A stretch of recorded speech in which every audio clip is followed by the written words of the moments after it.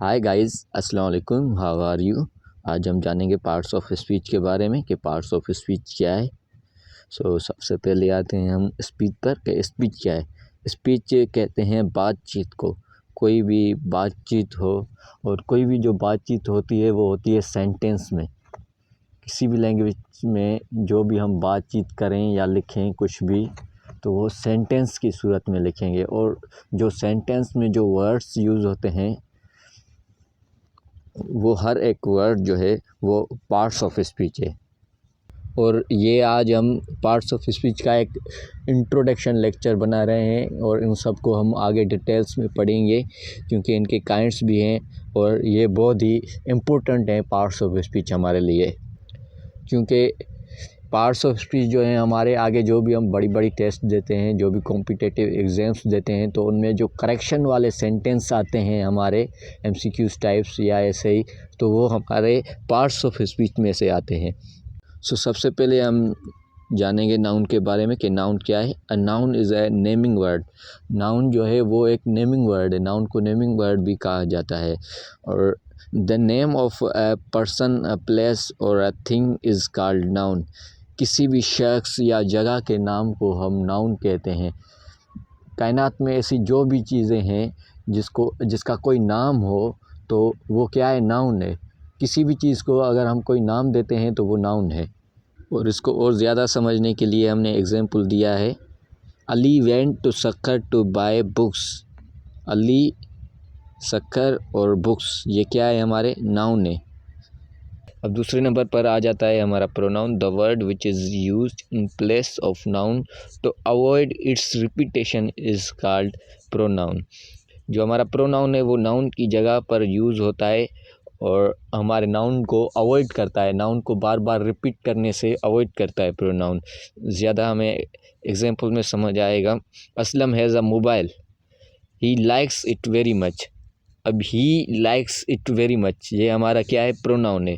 हमने ये नाउन की जगह पर यूज़ किया है। हम ऐसे भी लिख सकते थे कि Aslam has a mobile, Aslam likes mobile very much, लेकिन हमने लिखा ही likes it very much. Aslam की जगह पर हमने ही यूज़ किया है और मोबाइल की जगह पर हमने इट यूज़ किया है। हमारे जो प्रोनाउन होते हैं वो कौन कौन से होते हैं, he, she, it, I, we, they, him, her, me, us, them. ये ज़्यादा हम जब इनको डिटेल्स में पढ़ेंगे तो फिर समझेंगे। तीसरे नंबर पर अब आ जाता है हमारा adjective. An adjective is a word that adds something to the qualities of a noun और अ प्रोनाउन। एडजेक्टिव हमारा ऐसा वर्ड है जिसको हम ऐड करते हैं तो हमारा जो नाउन है या प्रोनाउन है उसकी क्वालिटीज़ का पता चलता है, उसकी खासियत का पता चलता है। जैसे कि हमारा ये सेंटेंस है, a good young man tell a short success story. A man tell a short success story, अगर हम ऐसा लिखते तो हमें इसकी खासियत का पता नहीं चलता कि जो मैन है वो कैसा है और जो स्टोरी है वो कैसी है। तो जो ये हमारे एडजेक्टिव है ये इसकी खासियत को ज़ाहिर कर रहा है। अ गुड यंग मैन, जो मैन है वो गुड भी है और यंग भी है। और जो स्टोरी है, सक्सेस स्टोरी, वो शॉर्ट है, शॉर्ट सक्सेस स्टोरी। और चौथे नंबर पर हमारा वर्ब आ जाता है, the word which denotes the action of a noun. Verb एक ऐसा वर्ड है जो नाउन का एक्शन शो करे, उसका काम शो करे।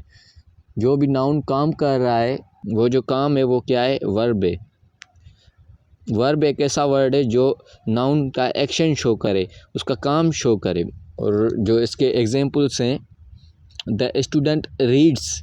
अब स्टूडेंट क्या कर रहा है, रीड्स। अब जो हमारा रीड है वो क्या है, एक्शन है, स्टूडेंट का एक्शन है, स्टूडेंट रीड कर रहा है, तो रीड हमारा वर्ब है। और दूसरे सेंटेंस में they are doing them work, और अब डूइंग जो है हमारा वो वर्ब है। और अब पाँचवें नंबर पर हमारा आ जाता है adverb. Adverb is a word which modifies the meaning of a verb. अब जो हमारा एडवर्ब है वो वर्ब की मीनिंग को मॉडिफाई कर रहा है।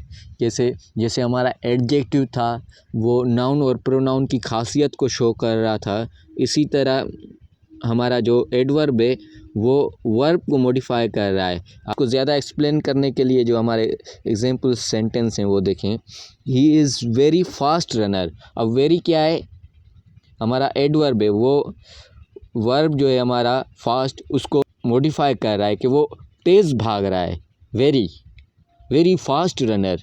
और दूसरे नंबर पर है हमारा द राइटर राइट क्विकली जो हमारा है ये भी एडवर्ब है। और छठे नंबर पर हमारा आ जाता है preposition, the word which shows connection of a noun और pronoun with another noun और प्रोनाउन। जो हमारा प्रीपोजिशन है वो नाउन हो या प्रोनाउन हो, उसका जो कनेक्शन होता है किसी और नाउन या प्रोनाउन के साथ वो शो करता है। कैसे? जैसे हमारा द कैट ऑन दी वाल। अब जो हमारे कैट है उसका वॉल के साथ क्या चक्कर है वो उसको एक्सप्लेन कर रही है, द कैट ऑन दी वाल। अब हमारा जो ऑन है ये क्या है? प्रीपोजिशन है। और हमारी जो प्रीपोजिशंस होती है वो होती है in, on, at, under, over, of, for, by, या और भी हमारी बहुत सारी प्रीपोजिशंस हैं। और सातवें नंबर पर है हमारा conjunction. Conjunction is a word which joins sentence and also likes words, phrases and classes।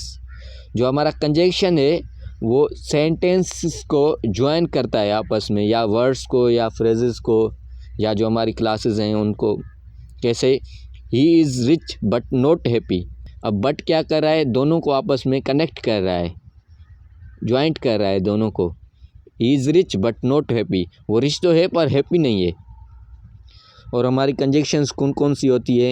And, but, और, आफ्टर, सो, देन, बिफोर, और भी बहुत सारी हैं, लेकिन जब इनको हम डिटेल्स में पढ़ेंगे तो इनको ज़्यादा एक्सप्लेन करेंगे। और आठवें नंबर पर आ जाता है हमारा interjection, a word which added to a sentence to express emotional feelings is an interjection. Interjection हमारा एक ऐसा वर्ड है जो हम सेंटेंस में ऐड करते हैं तो हमारा जो एक्सप्रेशंस होता है या जो हमारे इमोशंस होते हैं या जो हमारी फीलिंग्स होती है वो शो होती है। जैसे हम कोई अच्छी चीज़ देखते हैं तो बोलते हैं वाओ, या किसी को जब हम ज़्यादातर जब हम किसी को कॉल करते हैं तो उसको अपनी तरफ मुतवज्जा करने के लिए, अपनी तरफ मायल करने के लिए हम बोलते हैं हेलो, या ऐसे कभी कभार हम बोलते हैं ओहो, उफ़। ये हमारी क्या है? ये हमारी इंटरजेक्शंस हैं। और जो हमारा एग्जाम्पल सेंटेंस हैं, हेलो हाउ आर यू। अब हेलो क्या है? हमारा इंटरजेक्शन है। और जब भी हम इंटरजेक्शन लिखते हैं तो वो सेंटेंस में सबसे पहले लिखते हैं और इंटरजेक्शन लिखने के बाद हम ऐसी उल्टी आय बना देते हैं, हेलो हाउ आर यू। या दूसरे नंबर पर है हमारा oh what a beautiful garden. ये हो गए हमारे 8 पार्ट्स ऑफ स्पीच।